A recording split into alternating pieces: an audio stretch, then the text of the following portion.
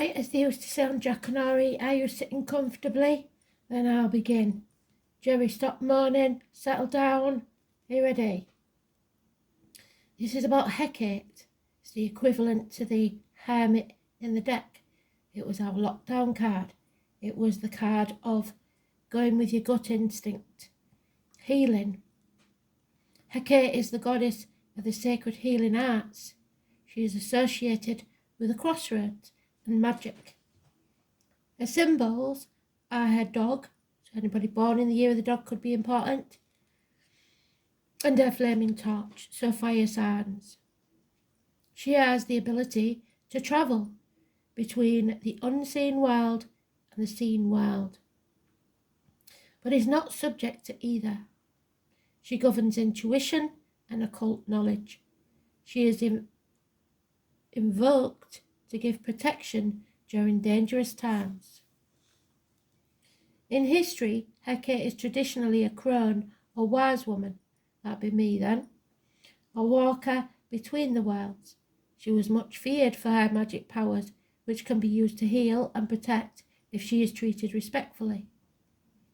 It was Hecate who heard the screams of Persephone, the high priestess, when Hades had stolen her away to the underworld to be his bride, and went to tell her grieving mother Demeter where she was.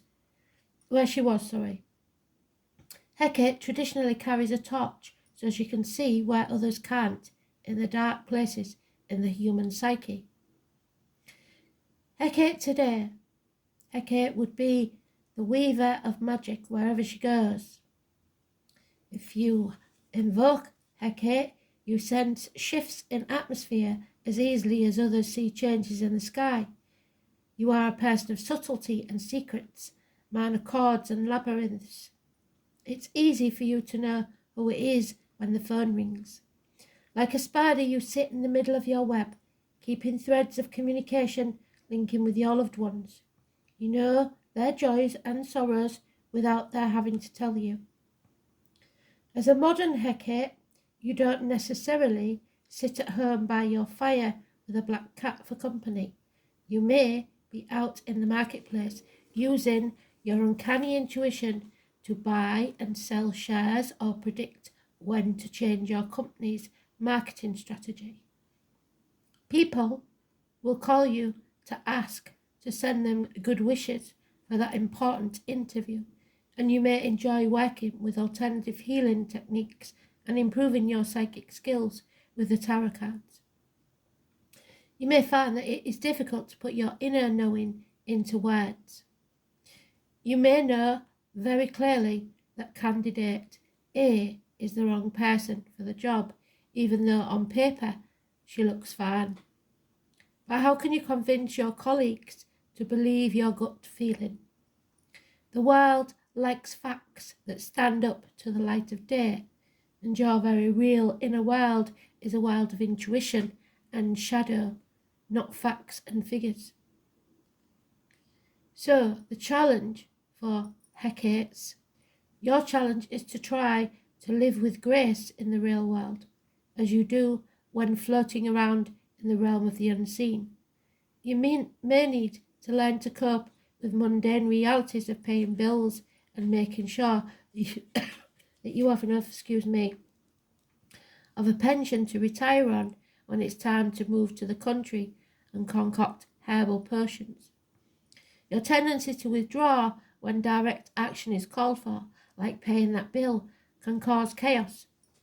Muttering curses to the electricity company when they fine you for non-payment is not a constructive use of your skills, now is it? You have a tendency to brood quietly on your hurts and send out bad vibes. Instead, you may have to learn that other people do not inhabit your subtle, gentle world, and practice asserting your wishes clearly and loudly and frequently until you are heard.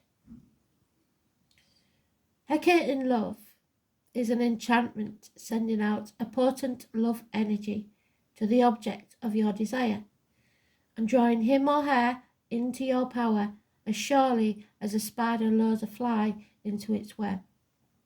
I'm not sure what's happening, but let's not stop says the poor besotted object of your desire. And you smile your subtle Hecate smile that says more clearly than words that his fate is sealed and certain. Hecate is in your haste. Make sure you haven't fallen in love with this man's potential, not the actual beer drinking, football watching, smelly socked wearing real man. It is all too cosy and easy for you to be convinced that he was a knight in shining armour in a former life, and that you were his lady love. But it's this life you are dealing with now, and how your relationship really is, not how it would be if only he would change back into being the shining knight. So, that was Bedtime Story.